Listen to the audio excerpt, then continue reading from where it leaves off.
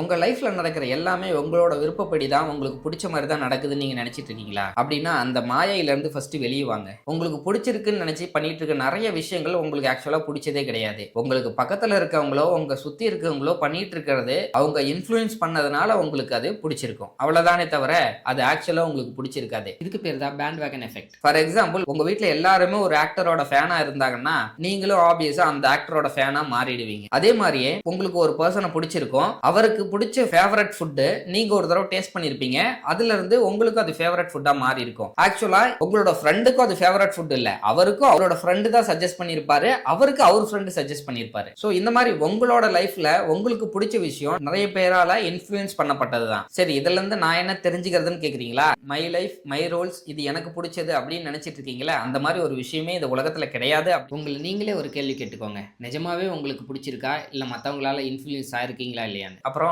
நாளைக்கு பார்க்கலாம்.